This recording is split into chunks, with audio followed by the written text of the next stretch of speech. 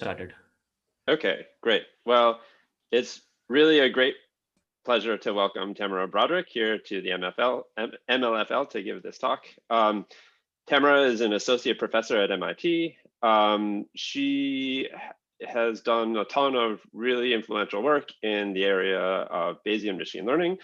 This ranges from working on Bayesian nonparametrics to scalable Bayesian inference. And all of her work is really sort of underpinned by like strong theoretical analysis and guarantees. So we're really glad to have her here. She's won a host of awards. I scanned through, she's won like almost every early career award that I've ever heard of, which is really cool, as well as a lot of awards for her research, including AI Stats Notable Paper Award, an award, a Junior Researcher Award from the International Society for Bayesian Analysis, and more. So today she's going to talk about an automatic finite sample robustness metric, can dropping a little data change conclusions. Okay, so thanks. Take it away, Tamara. Thanks for the very kind introduction. It's great to be here, even if it's virtual. So yeah, today I'll be talking about a check that you can run on your data analysis, namely a check to see if there exists a tiny fraction of your data that if you dropped it would change your substantive conclusions. And I appreciate the introduction with all the Bayesian stuff. I love Bayesian stuff, and this actually can apply both to Bayesian analyses, but also to totally not Bayesian analyses. And before I go on, I just want to highlight my fantastic postdoc, Ryan Giordano, and our amazing collaborator and econometrics expert, Professor Rachel Meager, who's faculty at the London School of Economics. Okay, so at a like super duper high level, the sort of question that we're trying to get at today is, when can I trust my data analysis? So in some sense, you know, the story perhaps of statistics and machine learning in the past few decades has been that we have more data, we have better computation, and so we're able to run these data analyses that can increasingly drive life-changing decisions. So these could, for instance, be in medical advances, they could be in individual medical care, they could be in cybersecurity, they could be in personal finance and financial policy writ large. Now, all of these cases sound really important and potentially influential in my life. And when I have a really important computer program, I don't want to just accept its output. I want to run a bunch of unit tests. And so we might ask ourselves, what are unit tests for a data analysis? And I think it should be clear that that's going to depend on the analysis and what we're trying to accomplish with it. And also there should probably be a ton of them, not just one. And so I'm definitely not going to be exhaustive in my talk today in answering that question. I'm rather going to focus on one particular question that you might be interested in answering in many data analyses. And that is, essentially, would you be concerned if dropping a very small fraction of your data changed the substantive conclusions of your analysis? We'll talk about some examples going forward where I think you would. But if that seems like a plausible thing that you might ask to yourself, you might also ask, well, why doesn't everybody check this, you know, sort of right now? And the challenges we're going to see is that this is just sort of astronomically expensive to do in practice for data sets and sort of analyses of interest, because you have to basically check every sort of data subset. We'll go into more detail on that. And so the solution we'll talk about today is a fast and automated and accurate approximation, and we'll talk about all of those elements as we go, and in fact, what is the approximation? But just to give you a sort of a taster of what's coming, we look at a study among many studies that we look at, but one is a study of microcredit. So these are these small loans to individuals in impoverished areas, and the hope is that it, you know, helps bring people out of poverty. And we find that even though the study has 16,500 data points, there is one data point that we can remove to change the sign of the effect. So changing the sign of the effect here is the difference between microcredit helping people and microcredit hurting people. Okay, so just a taster, we'll talk a lot more about that example going forward. So just to give a sense of what we're going to talk about, first we're going to talk about in more detail, why do we care about this idea of dropping data subsets? Why is this a useful notion of essentially sensitivity?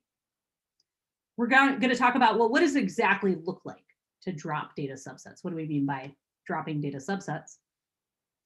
We'll talk about why is that computationally expensive. I said it was astronomically expensive. What does that mean and why? We'll talk about a way to deal with this, namely this fast and automatic approximation, and we'll talk about why you can trust this approximation. And we'll see it in action. We'll run it on some real life, extremely influential data analyses and econometrics. We'll see that many analyses are robust, but some are not, and robust according to this metric. And we'll try to get a handle on what's going on there. So you might think that perhaps non-robustness could just be because there are outliers.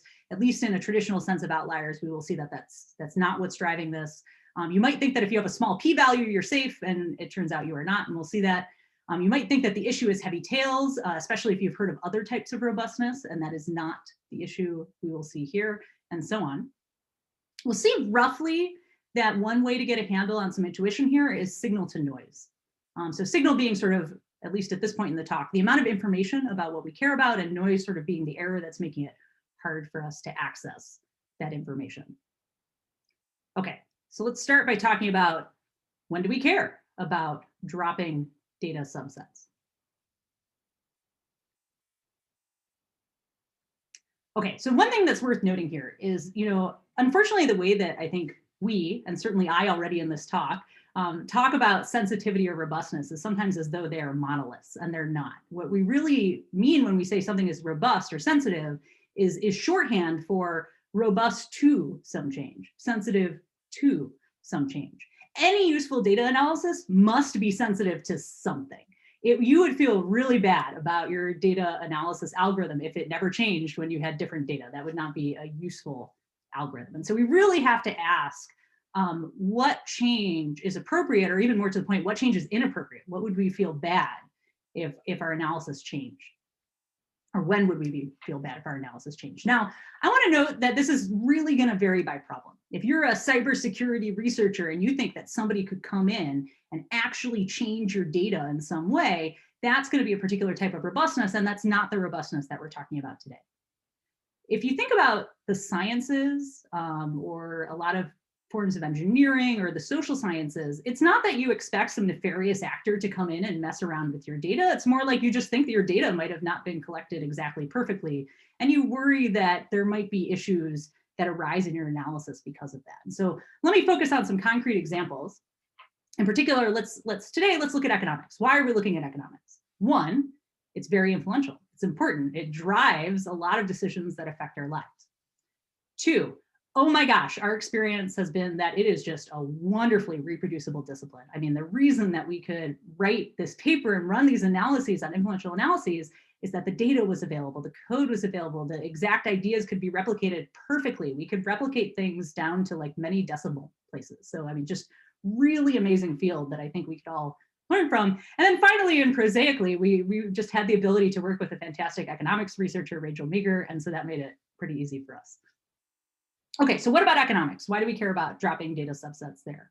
Well, the reality is that small fractions of the data in economic studies often are missing, not at random. You think about, you're interested in some population and how they respond to some kind of change, and maybe you conduct a survey. Well, what if some people don't respond to that survey?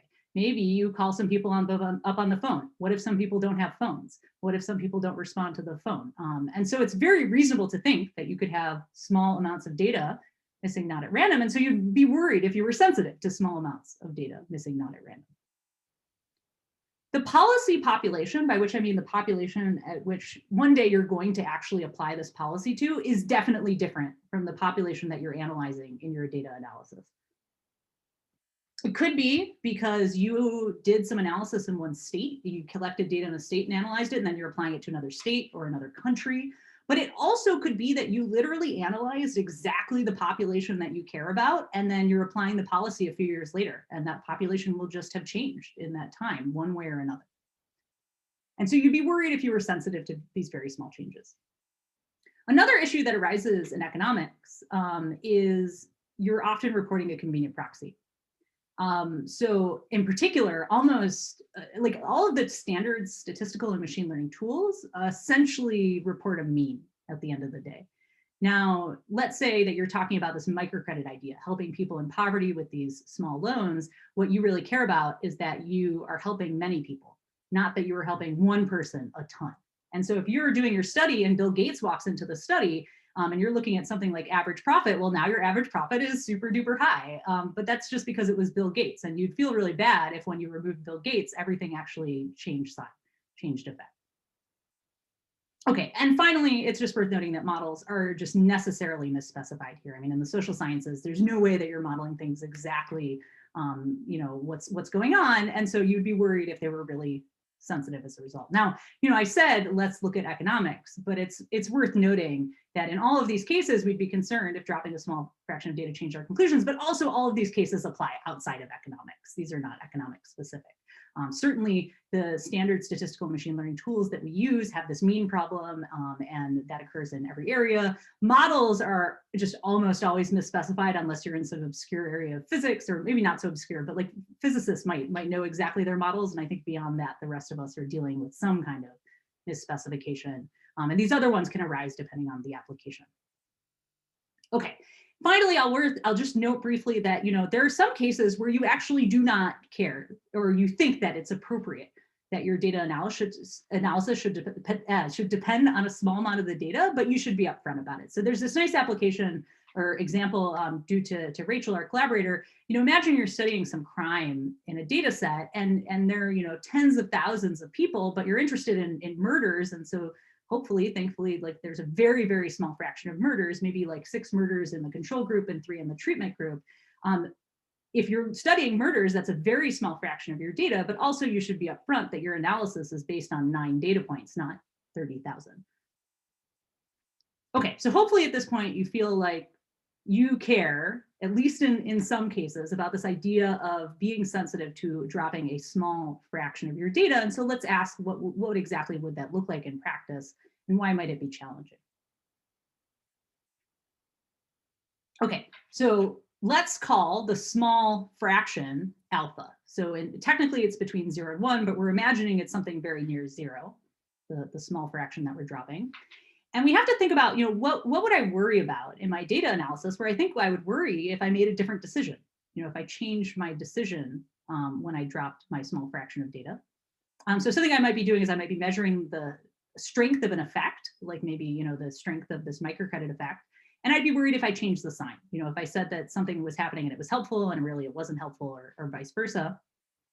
Another thing I might worry about is changing the significance of an effect. Maybe I found that something was significant and in fact it was not statistically significant, that is.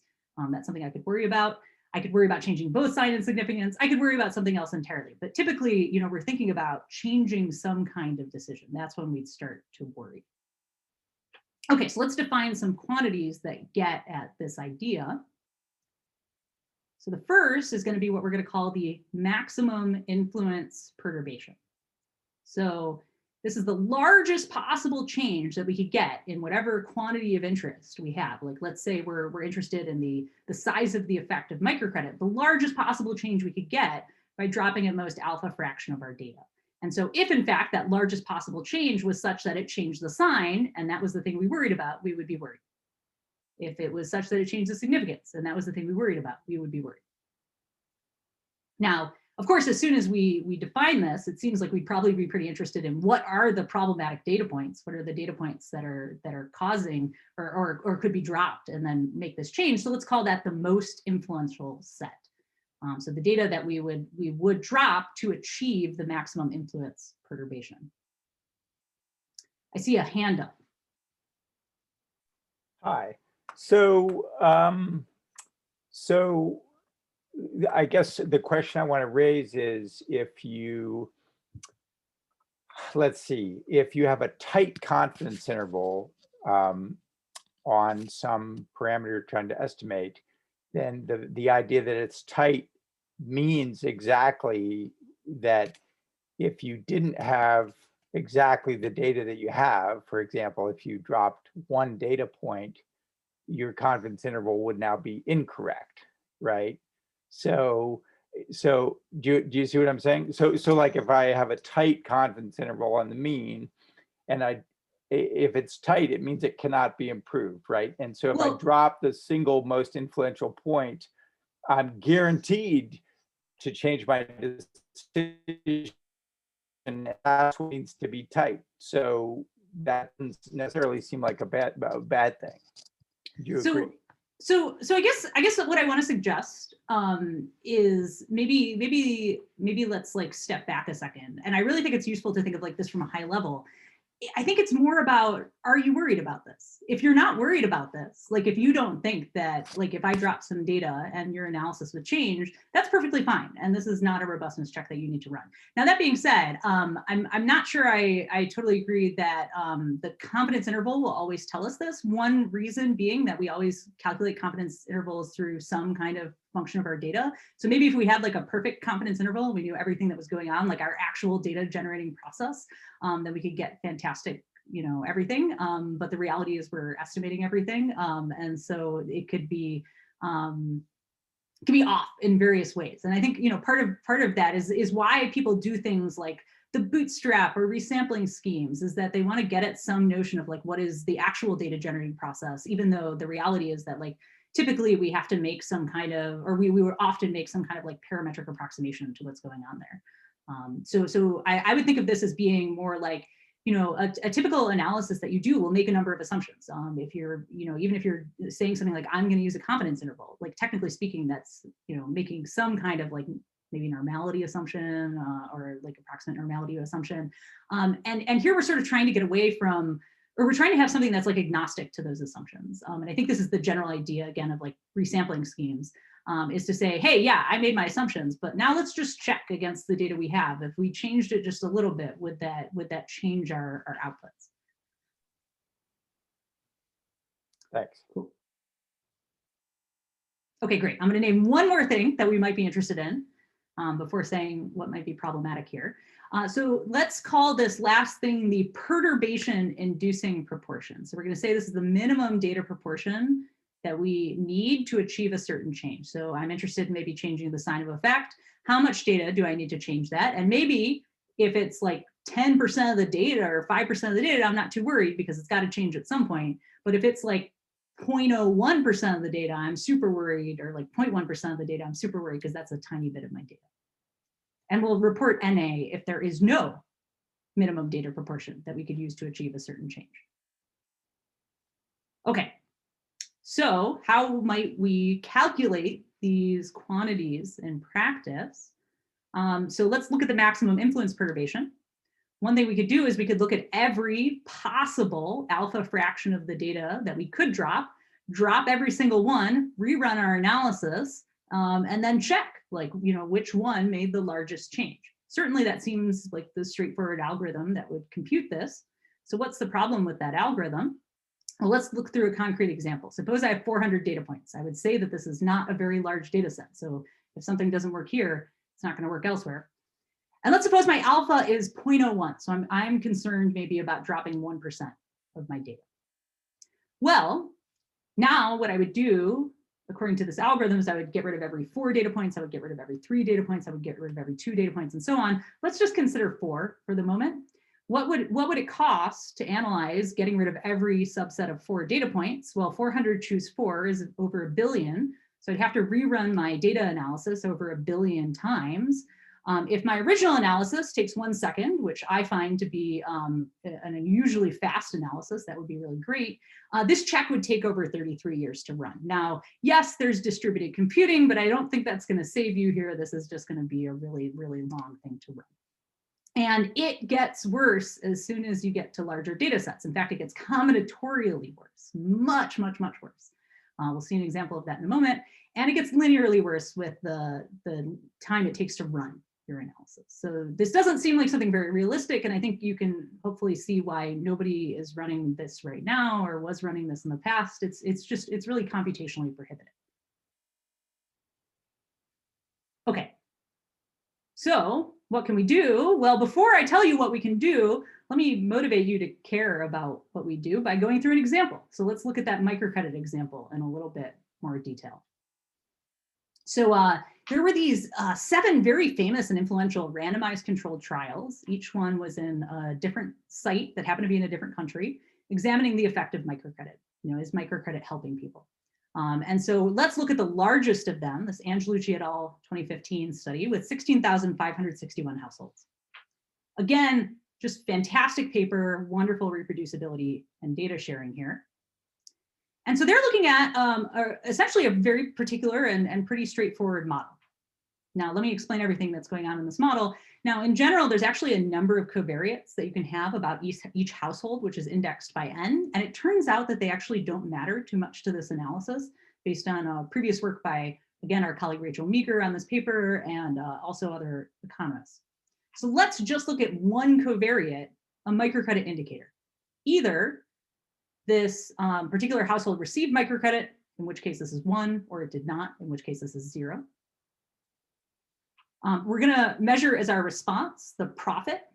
So YN is going to be the measured profit. There's sort of this issue in general of saying, like, what does it mean to help people? You got to measure something at the end of the day. Here's something you could do. So each of these households has sort of a small business associated with it, the ones that receive microcredit. And so this is the profit of that small business. And then we have 2 parameters. So theta naught is sort of like, you know, what would be the profit if microcredit didn't exist? And theta 1 is essentially the effect of microcredit. It's the thing that you really care about here.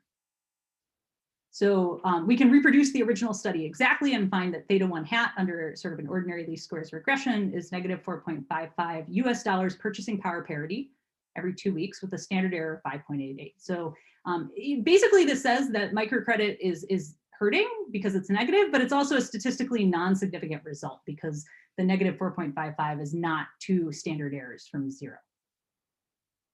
Okay, so let's see what our approximation does. The first thing to notice is that if you were just to try to run this, a very conservative estimate of how long it would take is 10 to the 42 years. So you wouldn't want to just look at that maximum influence perturbation and things like that directly. And so we'd rather do this approximation, and the approximation takes 2 seconds to run. So that's helpful. We find that you can remove one household and change the sign of the effect from negative to positive. But you might be thinking to yourself, well, yeah, but it wasn't significant anyway, so do I even care? You can remove 15 data points to get a statistically significant result of the opposite sign. And you can find both of these with our approximation. Now, we actually provide quite a lot of theory to sort of support this and say that you're getting a good approximation, but I actually think that you don't need to worry about that or trust our theory at all, because the reality is we tell you the data points to drop. And so you can check this directly. You can just rerun the regression. It's only the cost of 1 additional data analysis, which is much better than 10 to the 42. And so, you know, that's not too bad. And I think that that's probably the best way to trust this. And we do that in this case and check that these results are indeed what we expect from the approximation. What is told, what the approximation tells us is in fact what's going on. Okay, and you might be thinking to yourself, well, the real problem here was that it was not significant to begin with. And we're going to see an example with a small p-value where this in fact can, this sort of non-robustness can hold. You might think that it's some form of gross outliers. We'll see an example where the original analysis trims outliers in some sense beforehand, and it's still non-robust. You might think the issue is heavy tails or that we're reporting means. We'll see that that is not the issue. You might think that maybe I could solve this all by using some Bayesian inference scheme. This is the one example I won't talk about in the talk directly, but it's in the paper, and using Bayesian inference does not solve this. You can still be non-robust. Okay. So hopefully at this point you're thinking, man, I'd like to hear what this approximation is, because that's what we're going to do next. So, okay. So we've talked about when do we care about dropping data subsets, talked about how we'd like to do it if we had sort of infinite computational power, and we don't, and so we're going to have to do this approximation. We talked about, you know, why it's computationally expensive, and so now we're going to talk about what is the approximation. Oh, there's a hand. Yes. Sorry, I wanted to ask this, but I couldn't find the raise hand button. I'm just curious about, in this example, your like high level conclusion. So you describe this as like a very influential study from economics. And then what's your conclusion about the lack of robustness that your algorithm seemed to find with respect to the original study? Does that make the conclusion more suspect for like on the economic side? Yeah, so first of all, let me preface everything I'm going to say with I am not an economics expert. And so the real answer is we should talk to some economics experts and see what they feel. I do think that you could imagine that this direction of things isn't the most damning direction. You know, like you probably, if you saw a non-significant result, weren't about to like go out and, you know, invest heavily in microcredit and like, you know, make all of your policy based on it. And so if you find that that is not a robust result, maybe that doesn't change your investment strategy and your, you know, what you're going to do at a national policy level. But you could imagine this going the other way. You know, that if you had started off with something, and we'll see this later, if you had started off with something that was significant and you thought, oh man, this is really going to make me go out and like use this strategy in a public policy type way, and maybe if you find that it is not robust in this way that you care about, if you really do think that dropping these data points matters, then I think a very reasonable thing would be to go back to the drawing board and say, well, what are the data points? Do they matter to me? Is this something that is reasonable or reflects that perhaps, you know, maybe there's something going on with microcredit where just a few people are benefiting from it. Maybe, you know, there's something deeper going on there. But I guess I would suggest that one, if you were going to make a decision and your decision is non-robust, then perhaps you should take a moment before you make that decision. So that would influence in that way. And then I think this would also suggest that you want to do maybe some follow-up analysis digging into like what's going on with those data points. Great, thanks.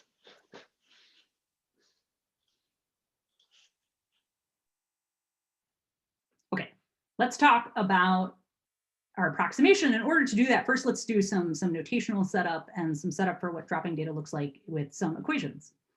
So here's a somewhat generic data analysis. First, I collect some data. Let's call D sub n our nth data point. An example of this would be if maybe I'm doing a regression or like a generalized linear model, and I've got, you know, some features, some covariates xn and some responses yn. It doesn't have to be that though. You don't have to have features and responses or covariates and responses. You could have something else be your data. It could be pretty general. Now I collect, or I'm interested in some parameters. These are sort of the unknowns, the things that I want to learn about. So we saw an example with the microcredit example. I was interested in learning about the effect of microcredit, and that was a parameter. And I've got some loss that relates my parameters to my data points. So if I were doing, you know, just a simple linear regression, I could have some like squared error loss. I could also have, you know, maybe some different type of loss if I'm doing some kind of generalized linear model, if I'm doing, you know, some other problem. But here is some loss. And then typically what I might do to solve my data analysis problem is I might add up all the losses across all of the data points and find what is the parameter setting that minimizes the loss. And I get my estimator theta hat by doing that.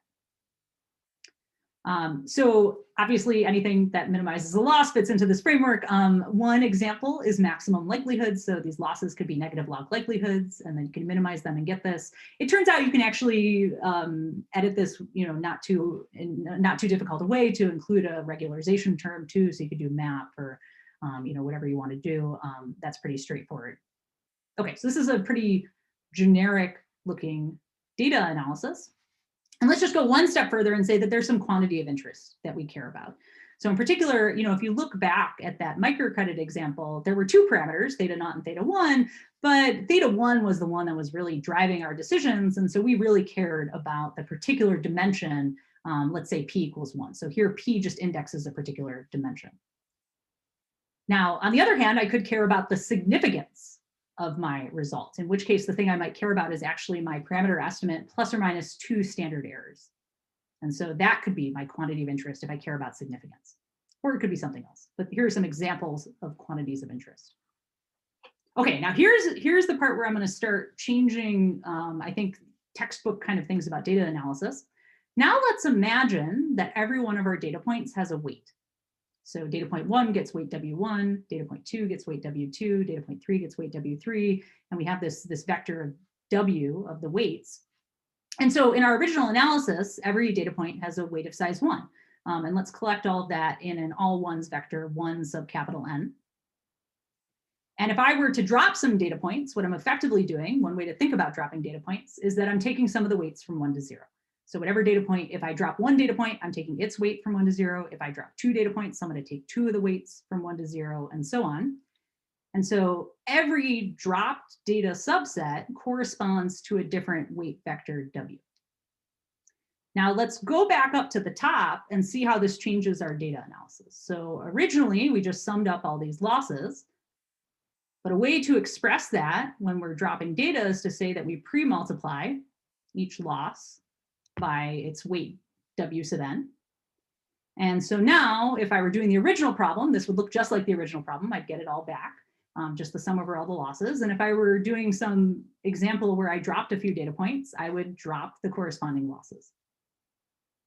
And so that means that theta hat is actually a function of W now, since it presumably will depend on the W. My quantity of interest is also a function of W. So there are two reasons for that. So one is it might just be a function of theta hat, and that's a function of W. But it also might depend on W in other ways. So for instance, the standard error might typically be using W in ways beyond just theta hat. Okay, so at this point, all I've done is given you a more involved way to describe dropping data subsets, but I swear it's about to be useful for what we're going to do in terms of approximating what's happening. Okay, so here we just have the same equations I wrote on the previous slide. There's our generic data analysis, theta hat as a function of W, and our quantity of interest with an example of a quantity of interest. And so now we're going to say, how could we approximate this? Well, remember, our original data analysis has all the weights equal to 1. And if we drop a very small fraction of the data by design, by construction, that W vector is very close to the all ones vector. It's not quite, but it's very close. And so how about we just do a first order Taylor expansion around the all ones vector? Let me just write out what that looks like. Okay, so I'll explain everything that's going on in this equation. So the first thing that we have here is the exact quantity. We would like, for every single data analysis, for every single drop data subset W, we would like to compute phi of W, and that is just too combinatorially expensive. We're going to have to run a data analysis for every one of those Ws. And so we're going to approximate it with this essentially linear approximation, phi lin. Okay, well, what is that? I'm literally about just to explain to you the first order Taylor expansion, so there's nothing crazy going on here. Our approximation here is going to be first the 0th order term in the Taylor expansion. That's just phi at the all ones vector. This is like the original data analysis. You had to run this anyway, so it's maybe a sunk cost. You can think of it that way. You can't get away from one data analysis run. And then the second term, this is the linear term in the Taylor expansion. It's basically the difference between the W vector and the all ones vector, which we think should be pretty close, and these derivatives. Now the derivatives here, so these are the derivatives. The derivatives here, if you've ever worked with influence functions, might look a little familiar. We're going to call these the influence scores, or this particular one, psi n, will be the influence score of the nth data point. And all it is literally the Taylor expansion derivative. Okay, but then the question becomes, well, how do we actually calculate this?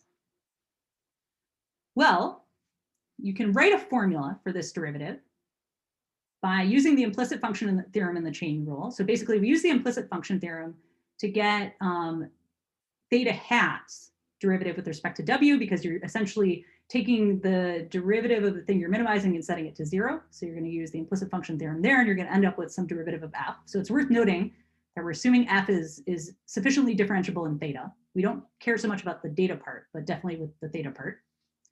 And then we need the chain rule because we need to take the quantity of interest phi with respect to its derivative with respect to theta and W. Now, the key point here is that at the end of the day, we have some derivatives with respect to f, some derivatives with respect to phi. And like back in the day, that would be really problematic, because if you had to sit down and write equations and write derivatives for every new problem that came along, you would never do anything and nobody would use your method. And nowadays we have the magic of automatic differentiation. And so we don't have to sit down and write anything. You just have to tell us what is your data analysis. And then we get these derivatives essentially for free, up to the extent that you trust automatic differentiation, but it's much better than numerical or symbolic differentiation in most cases, or at least in the cases that have seemingly revolutionized machine learning in recent years.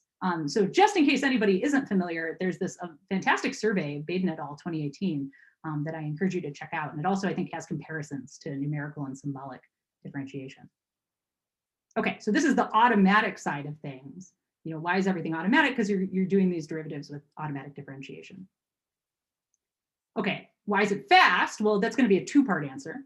So the first part is to notice that we only have to do one data analysis here. Earlier, we were concerned that for every W, we had to do a new data analysis. Here, we only have to do 5 the all ones vector. And that's it. It's the only data analysis we have to do. Everything else is going to be these influence scores. Now, on the face of it, it still looks like we have to compute phi lin for every W, though, and that sounds combinatorially hard. So we're going to get to that on the next slide. Okay, now I just want to note, I mentioned the possibility of having a regularizer before, and there are other ways that actually our method is more general than what I've described here. So something that comes off, for instance, in like biological problems, and I'm sure plenty of other problems, and instrumental variables regression, for instance, in economics, is that you're effectively doing something like a multi-stage procedure. Like you might do some kind of optimization, and then you take that and you do some other kind of optimization, and that's fine. So what we really handle here is what's known as a Z estimator. So something that kind of looks like you're taking a derivative and setting it to 0. So the Z is for 0. And that can include multiple stages of optimization. So that counts as well. And then just a final note I'll make on this slide is that I think a natural question is, why stop at first order Taylor expansion? Why not just keep going? We know about Taylor expansions. And the answer is you don't have to stop. You can keep going. And we have essentially a paper that's sort of getting at some ideas in this direction. But for the purposes of this dropping data approximation, we find that the first order seems to be plenty. And that it performs well in practice. And so why bother with extra if this is enough? Now, it turns out that in other sort of data subsampling schemes like Bootstrap, that it may be that you actually really need to go beyond first order. And so that's what this very early archive paper is getting at. We're still working on that. But if you're interested in the early version, it's up on the archive. Okay, so I said that there was still a remaining computational issue. We don't actually want to even compute phi lin for every W because there are these combinatorially many Ws. We don't want that for 10 to the 42 Ws. And so let's talk about that. Okay, so again, everything on this slide so far is just the same as the past slide. We have the data analysis, our quantity of interest, and this first order Taylor expansion. Okay, so let's talk about why we don't actually have this combinatorial computation. So in some sense, what we want to do is we want to say, what is the worst case exact change? So we'd like to compute phi of W for every W, for every dropped data subset, compute this difference, what is the change in our quantity of interest, and then say, what's the worst case? And so what we're going to do instead is we're going to use this linear approximation, and it just so happens that this has a really, really nice form. So literally all I'm going to do is write this difference using the Taylor series expansion right above. So all I have left is the linear term. I'm taking the linear approximation, subtracting the 0th order term. I get back the linear term. This is particularly simple. So remember, most of these WNs are 1. Only a few of them are 0. So the 1s all kind of go away. We'll just take a sum over the cases where WN is 0. And in those cases, we'll take a sum of 0 minus 1 times the influence score, negative the influence score. Why is this useful? Well, it lets us do the following thing. First, we can compute all the influence scores. This is a linear time operation in the data because we just compute one of these for each of the data points. Next, once we've computed all the influence scores, we sort them. This is technically n log n, but at least in my experience, sort has never been the bottleneck in my data analyses. And I think in many, it will not be the case. So sort seems pretty decent. We'll do our sort. And then we'll remove the largest of the influence scores. We'll first remove the biggest one, and then the second biggest one, and then the third biggest one until we get the change that corresponds to what we want. So in particular, to get a sense of that, let's go back to those quantities that we cared about earlier. Suppose we care about the maximum influence perturbation. What is the largest possible change we can get by dropping at most alpha fraction of the data? So what we'll do is we'll remove our largest influence score, and then our second largest, and then our third largest until we've dropped alpha fraction of the data. And then we'll ask, what's the approximate change? And we'll call that the approximate maximum influence perturbation. Now, when we do that, along the way, we can remember what were the data indices that we dropped, which influence scores exactly did we drop, and that'll tell us what is the approximate most influential set. In particular, what is the data that we drop to get the AMIP, the approximate maximum influence perturbation? And you can do a similar thing to get the approximate perturbation inducing proportion. You can say, let's drop the biggest influence score, and then the second biggest, and then the third biggest, until you achieve some change, like changing the sign or changing the significance or whatever. Oh, I see a hand. Hi. So I'm looking at this. I just keep trying to think of other approaches, and I'm wondering if you'd looked at like an SVM and you looked at the support vectors, and you decided to remove support vectors and then redo your analysis, you'd maybe get something similar to this kind of approach. Yeah, I mean, that would be interesting to understand. I do think one thing that is nice about this framework is that it's not specific to classification or a particular model, that you can put in like a pretty general loss function. I mean, you do make these differentiability assumptions, which admittedly are limiting. So we actually have a different paper where we look at things like an L1 penalty, which does not satisfy the differentiability assumption on its own. But I think the generality of this is pretty useful because you can just have this automatic, like, here's my loss function and go for it. Now, that being said, that is not to say that there isn't something better that you could do in particular cases. And I'm totally willing to believe that's the case. So it might be interesting to explore. Thank you. Okay, I see a few hands. Let's go through them. I think I'm just going to go from the top. So I think Justin is the next one. Hi, thanks. I was just wondering, I feel a little bit worried about computing the derivatives using the implicit function theorem, and I'm worried that you're going to have to solve a linear equation and there's going to be Jacobians, and this might be an expensive thing to do. Yeah. I was hoping you could reassure me about that. Oh no, your worry is totally founded, and perhaps I should not reassure you. So absolutely. So if you have a high dimensional parameter, then you are going to have to exactly take like basically an inverse of a Hessian. And that Hessian is going to have the size of the parameter. And that is something that you can and should be worried about. So there are various options. So we've also looked at a very similar approximation in the form of doing this for approximate cross-validation, because you can think of cross-validation as saying like, oh, I'm taking some of my weights to 0. Can I approximate what happens in the folds or whatever in cross-validation? And so there, I mean, we do kind of what I think of as being like the default thing to do in high dimensions, which is there some low dimensional structure that's going on that you can take care of or you can take advantage of? So if it's sparsity, then there's something you can do. If it's low rank structure, then there's something you can do. But it very much depends on that kind of thing existing. So I think if you just had purely a really, really high dimensional parameter that you really cared about and none of this existed, yeah, you're going to have to take the inverse of a Hessian, and that's going to be a concern. Okay, thanks. Cool. I think there's one more hand. Yes. So in the most influential set, essentially we are going towards this greedy way to select the most influential set. And that basically solves the combinatorial problem into some linear kind of problem. Yeah. Is that arising because of the Taylor approximation, or is that something true in general? Yeah, no, it's absolutely because of the Taylor approximation. And I think implicit in your question is this important point that, it might be that in reality, maybe if I dropped 3 data points, they would all interact in some way that would have a fundamentally different, effect than dropping any one of them individually. And this is just not going to pick that up. And I think the 2 things that make me feel somewhat safe about this are, one, that this seems to work well in the practical examples that we've looked at, but even more to the point, 2, that you can check after the fact. So you can actually drop the data points that we suggest dropping and see if anything happened. What can you conclude from that? Well, if in fact it is the case that when you drop those data points, your decision changes, that's incontrovertible. You know that there is a data set that when you drop them, your decision changes. And so non-robustness is conclusive. What you can't say is that robustness is conclusive, but I don't know that you can say robustness is conclusive in general. And so I think that's sort of what you get. Thank you.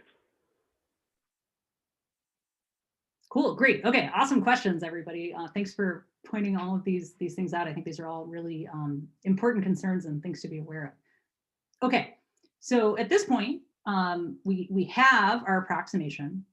We have, how to compute these various quantities that seem to be of interest, so like approximate quantities that seem to be of interest. And so now let's see it in action in some more examples. And along the way, we'll get hopefully some insight into what's going on and why. I think also, why can't you just get this information from existing information that you might have already had in your data analysis? Okay, so to that end, let's start with a simulated example. The great thing about simulated data is you know exactly what's going on with simulated data. And so you can say things that are pretty conclusive sometimes. So let's look at a super simple example. These are just going to be simulations from a linear model with Gaussian noise. So here's our linear model. It is one-dimensional. This is a one-dimensional parameter, so we won't have any of these inversion problems. But also just to see what's going on, that's very simple. So here we have our yn equals theta xn plus epsilon n, and because we're generating this data, we have to say, how are we going to generate each of the quantities here? So epsilon n, that's just going to be part of our model. It'll be normal with some noise sigma epsilon.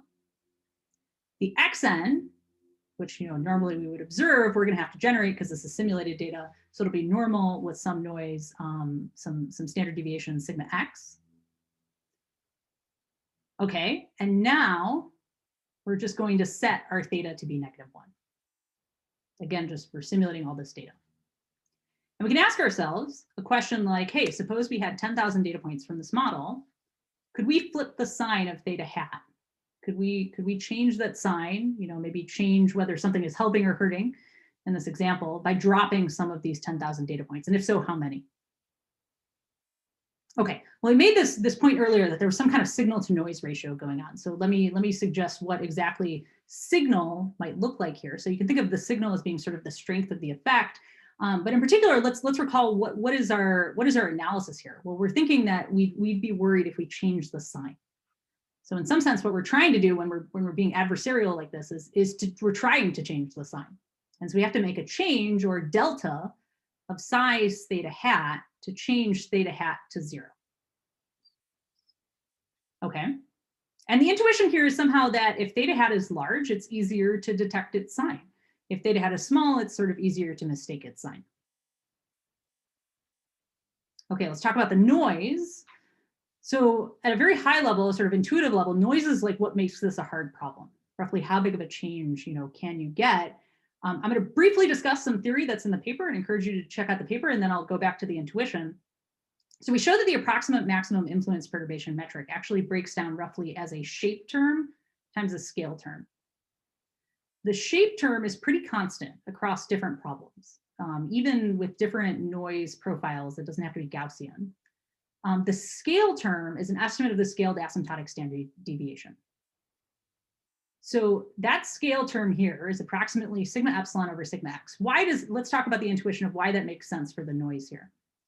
Well, if sigma epsilon gets really big, then in that linear model up at the top, that epsilon n term is going to dominate. And it's going to be really hard to find out what's the relationship between yn and xn.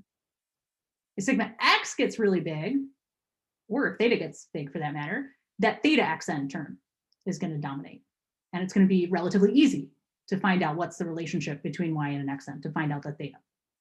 And so somehow when signal gets bigger, again, when theta or sigma x gets bigger, relative to noise, if the signal to noise ratio is high, we think that this should be a relatively sort of stable and easier problem. And if the signal to noise ratio gets low, like sigma epsilon gets bigger, then we think this should be a harder problem and a less stable problem.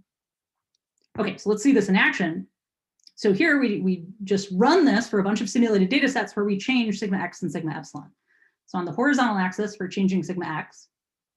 On the vertical axis, we're changing sigma epsilon. And what you're seeing, each one of these blocks represents a different, the data set is simulated and we do the analysis. And so the gray area is where there is no proportion of the data that you can remove to change the sign.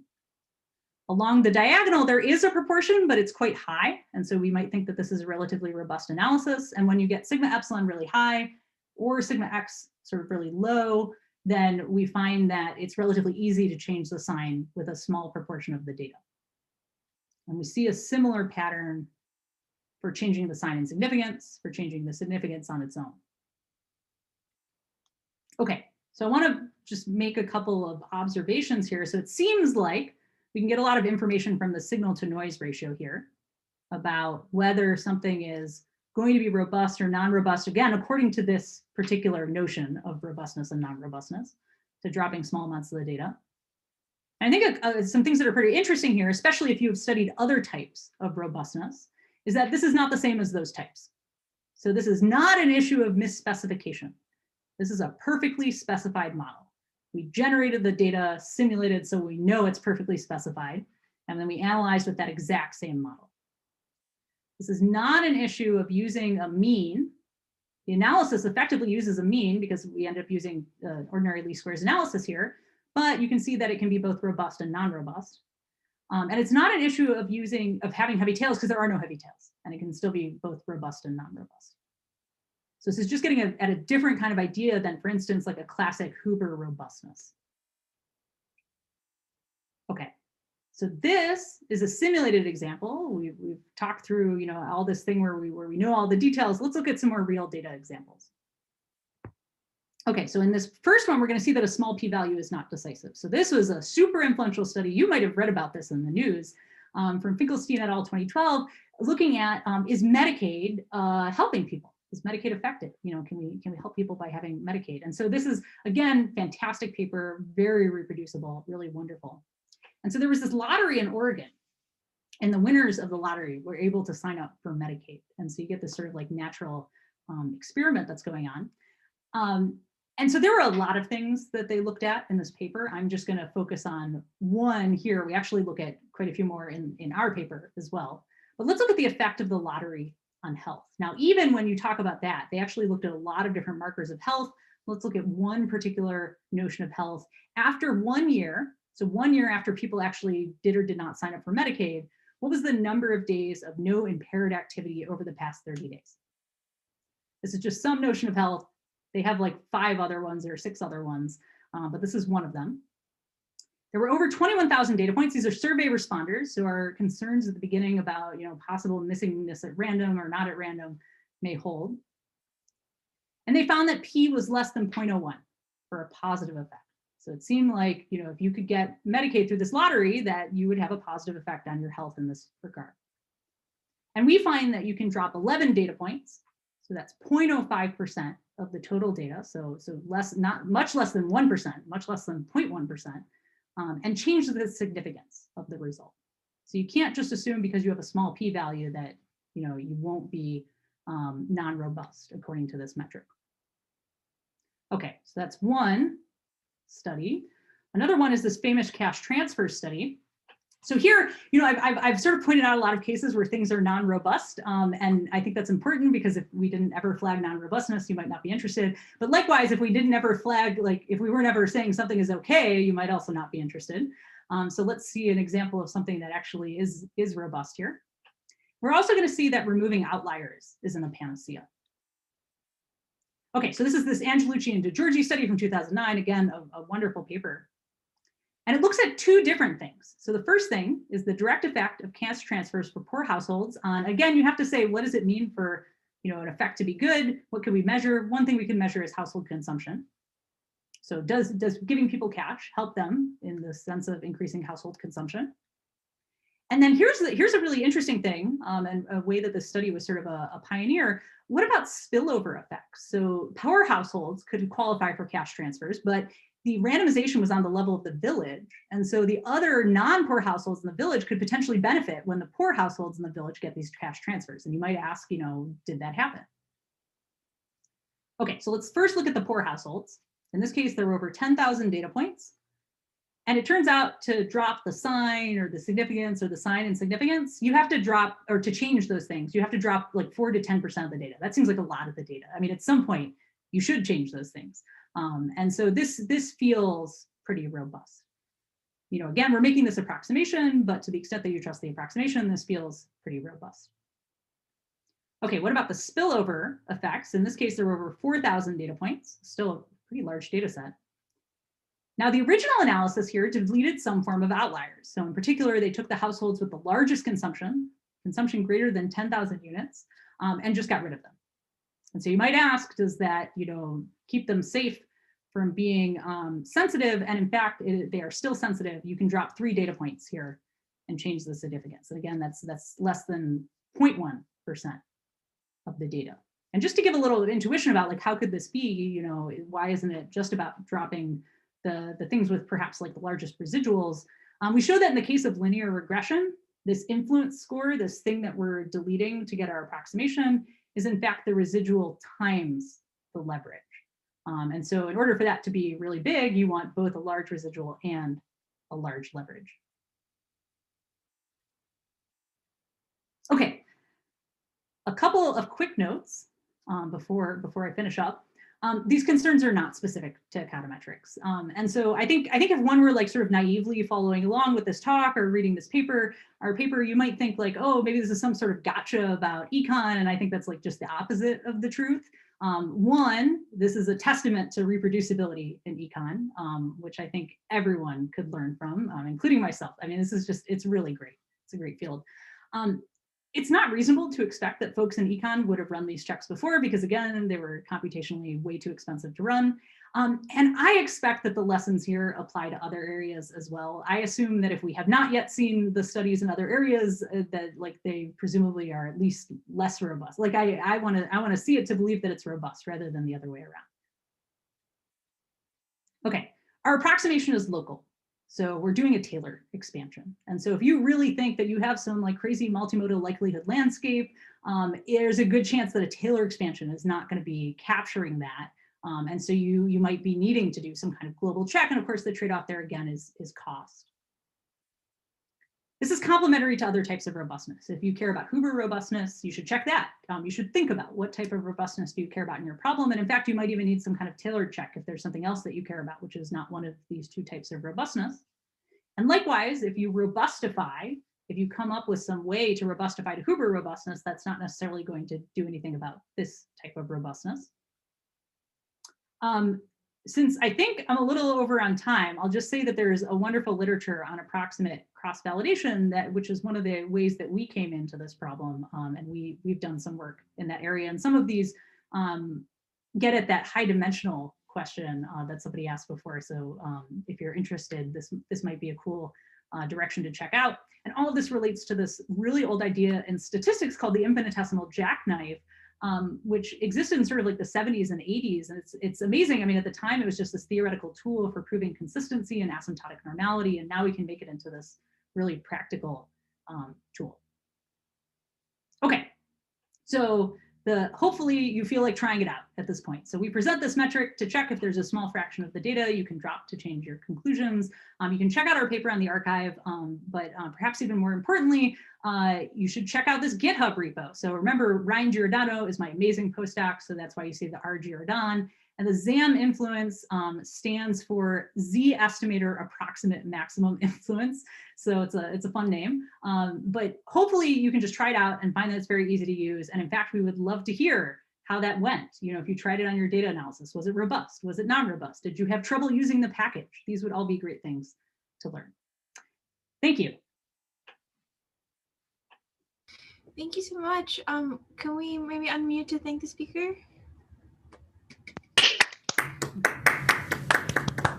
Thanks. We do have some time for offline questions as well. By offline, I mean like now, but on the call. yeah, it's a different form of offline. Okay, I see a hand. Great. So this to me seems really interesting for the cases you talked about where you have model misspecification. I'm particularly interested in the non-IID case. When the model is specified correctly, I'm not sure that I care if one data point changes my conclusion. So in particular, I guess if the model is specified correctly, I would think you would want to compare the probability that a random point selected, what's the probability the random point would invalidate your model, especially compared to the probability that a point would make your effect stronger, right? Yeah, Like, so here's yeah. I guess why I think you might care in the case of when your model is not misspecified. I think it's fundamentally a stability issue, and so you could imagine a case where your model is not misspecified, and I guess it's a question of what you count as misspecification. But perhaps you have like missingness not at random, or some of the things that we discussed before that are not misspecification, but you might cause concern about dropping one of your data points. So something we saw in the simulated example is that certainly you can be non-robust even without misspecification under this. And I think your question is getting at the very reasonable question, which is, well, do I care that that happened?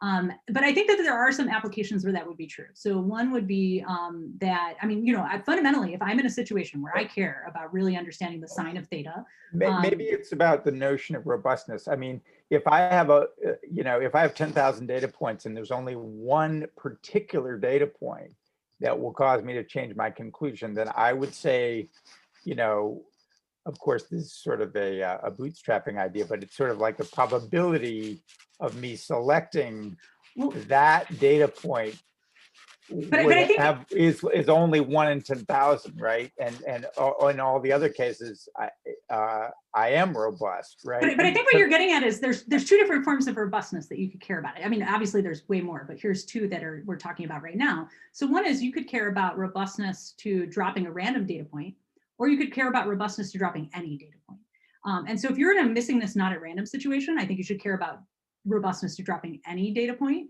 because you think that that's very plausibly something that could have happened in your data. But there are other cases where absolutely you would care about dropping a random data point, in which case you would ask these questions. But if you were, I think in this missingness not at random situation, I think you should care about dropping this, even if you don't have misspecification. Yeah. And I guess I would put that in the misspecification of the model, right? If your model specification is IID points, then that would be a misspecification of the model. Yeah, totally. Yeah. Cool. Okay, I think I see another hand. Hi, thanks for the really great talk. I'm really struck by a connection to the same type of sensitivity analysis or definition of sensitivity that's used in differential privacy. And I'm wondering if this has occurred to you, and I sort of have two comments or questions related to it. So in privacy, this idea of how sensitive is your procedure to the dropping of exactly one data point is the key thing that's used in determining how much noise you have to add to randomize a procedure to make it private. And so maybe the comment is, it feels like you mentioned this as complementary, but possibly the way to protect against this type of robustness exactly is to make your procedure differentially private. And then the question is another thing that comes up in differential privacy is it's really hard to compute this sensitivity for an arbitrary computation. And in privacy, it's supposed to be a worst case over any possible data set. This is conditioned on a particular data set, but I've often wondered, is there any way to compute it automatically in some way? And I know that these influence functions are infinitesimal perturbations. Are there any cases where you could actually bound how, are there any models or particular statistics where you could actually bound based on this linear approximation, how bad would it be if you took the weight all the way to 0, to get a worst case bound? Oh, okay. So let me answer the first question, or the last question first. So we actually do bound exactly what you're describing. So I want to say this infinitesimal perturbation idea, I think, is fundamentally something that people study in this Huber robustness world, of saying oh, somebody could really pollute my data in some arbitrarily bad way. And fundamentally, we are literally just doing a Taylor expansion. And so you can use a lot of the tools that you would use to analyze a Taylor expansion here. And so our theory is on how good are you at approximating actually the value when the W's have some zeros in them, not all zeros, which is another point that I can bring up, but a small number of zeros, your W is very close to your full ones vector. And so that is actually the thing that we bound. And separately, again, I can't emphasize enough, I kind of think that it is very desirable to not trust any theory, including our own, but in general, and to have a way to check that exactly. And so I think that's a real strength here, is that you don't even have to trust the theory that I've just described, that you can just run it. And it costs one data analysis. And so like that's, and that's conclusive. So I think that that's quite different. As for the differential privacy thing, I think this sounds like a super interesting connection. And I think I'm like aware that there is a potential connection there. And that is like the level at which my understanding is at right now. And so everything that you've said sounds super cool to me. I love the idea of using differential privacy ideas to come up with a robustification procedure for this. The only point that I wanted to make on the other slide is that if you have a robustification procedure for some other form of robustness, then it's not going to help you here. But that doesn't mean that you couldn't get a robustification procedure here. And I think it sounds very interesting to pursue that. Cool, thank you.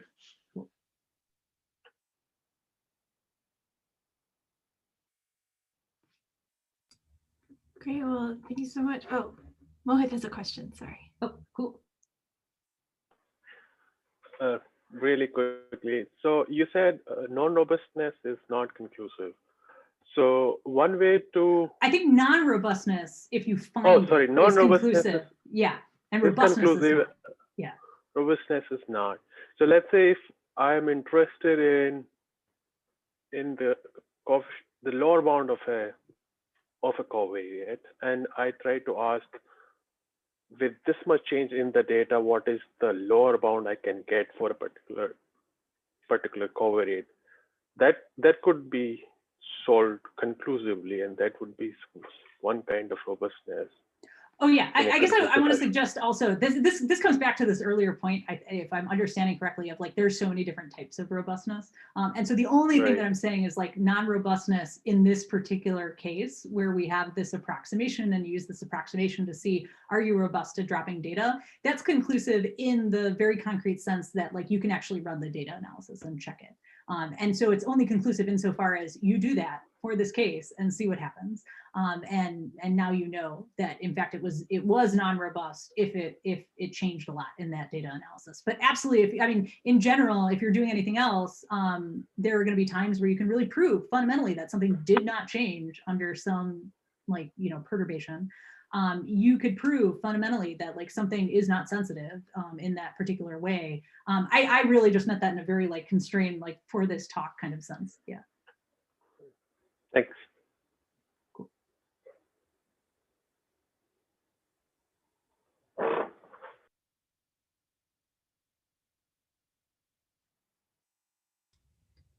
Great, well, thank you, Tamara, for the talk, and thanks everyone for participating in the discussion. I think there are a lot of individuals who are very excited to meet with you one-on-one, so I will let you take a break and go on to that. And let's unmute and thank the speaker again. Thanks, everybody. Yeah, thanks for all the great questions. Really, really appreciate it. Thank you.